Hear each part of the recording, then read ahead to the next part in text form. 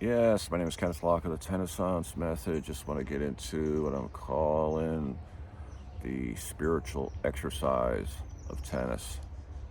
So the idea here is that how does an exercise become how do you recognize an exercise as, say, a spiritual practice? How does that actually go about itself? So who I represent is the first, say, teacher to actually become, say, spiritually enlightened to all this. And now who's a, say, spiritual teacher who teaches students who have, say, an interest in becoming spiritual. And then the idea of the exercise, and then the idea of the mind-body connection, and how, let's just say, tennis is a mind-body exercise, and how that would ultimately represent the foundation for understanding the spiritual. It's really important. So without the mind-body connection, well, the spiritual is just it's just not there. It's just,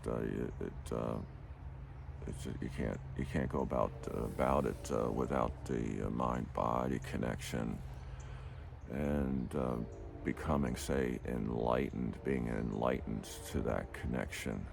So once a person, um, I'm here to actually now teach people that connection and how I'm an enlightened teacher who can teach students how to become enlightened.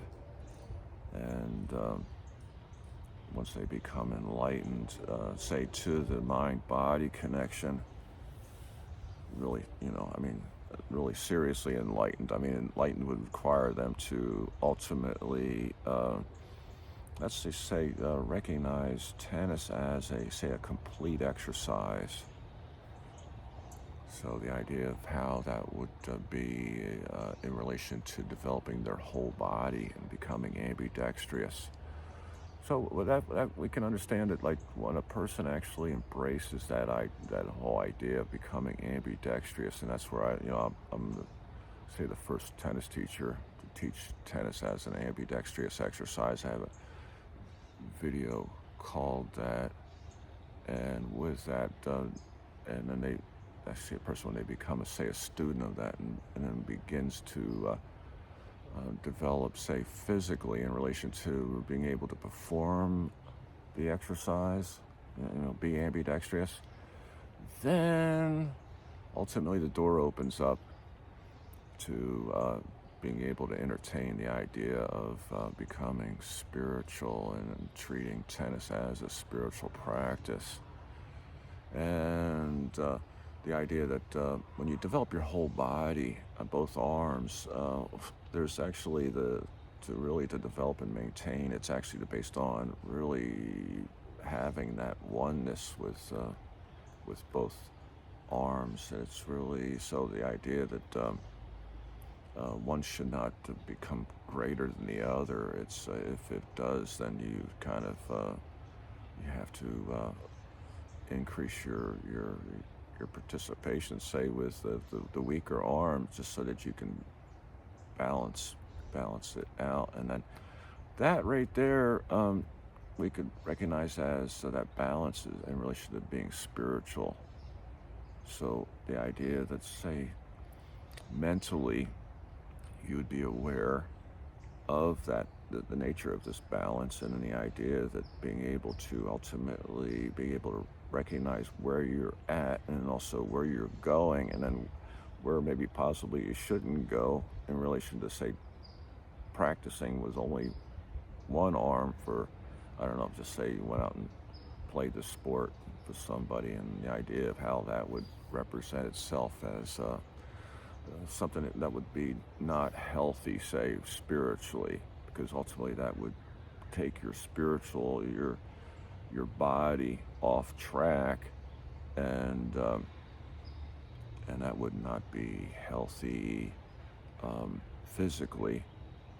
And then the idea of how that would affect you mentally, it would actually compromise your integrity, say, your intelligence. And you would actually, as a result of that, you would be physically, you could see that I would see that there is an imbalance in the idea of me being, say, teacher. I'd have to, correction, the idea of testing and then grading, and the idea of, just the idea of just letting somebody who would entertain the idea of only developing one arm. I would have to inform of them, and then also just to correct them of that mistake. In a sense, it's so the spiritual practice, spiritual enlightenment. Ultimately, I'm like a teacher, a spiritually enlightened teacher to teach tennis players now how to become spiritually enlightened.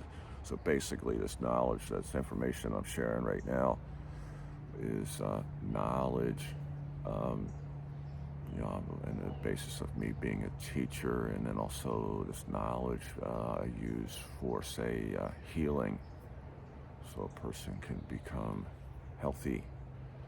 And then the idea is that if a person's not spiritual, so right now, it's out to say that, I'm the first spiritual tennis player. And the idea is that for, say, a tennis player to become spiritual, they're gonna have to learn from me, and or they possibly they could learn on their own, you know. But the idea is that I'm here now, and I got the show on the road kind of thing, and if somebody wants to become spiritual, like a spiritual tennis player, I hope there's no good reason for them not to actually come and to let's say, become my student on this, just for the sake of maybe saving time. But yeah, so let me see if I can shut it down there. And maybe I'll just get into the idea that just to get into the idea of spiritual, and then the connection that spiritual has with, say, the concept of metaphysical. So it's the idea that metaphysical, it's beyond physics. So ultimately,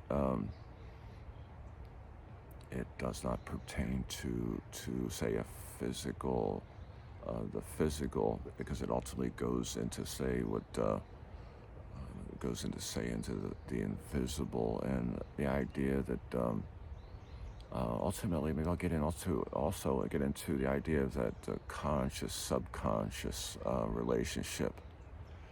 So the idea is that being conscious, to having knowledge, say, of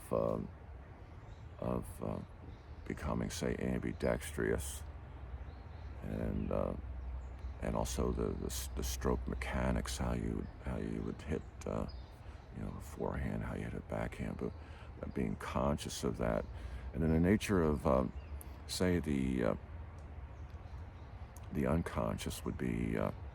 And I should do a video just on this maybe, but the idea of the unconscious is based on, like, if I threw you a tennis ball or hit one to you so you could hit it, there's kind of a framework. So ultimately, when I hit the ball, ultimately that ball's coming to you, and you're gonna have to, do what you need to do to time it and everything. So the idea of the process of that activity, say, and the idea that you're conscious of what you need to do, but ultimately it's kind of the brain or your awareness doesn't keep up, and ultimately it takes you into this subconscious kind of flow state.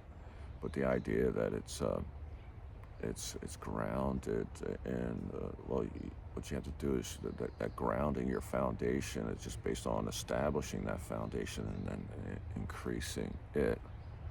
But the idea is that more conscious, and then the idea of becoming completely conscious, the complete consciousness, that would be mental, and then that would be completely, just say, coordinated. Understand what that means. And again, in relation to being ambidextrous and developing the whole body, Yeah, just a couple little more aspects there. Then I should get into that conscious, unconscious. Well, I did there, and see if just the idea that the nature of that when it comes to, say, exercise. Yeah, just wanted to put this down. Hope you got something from it. Thank you.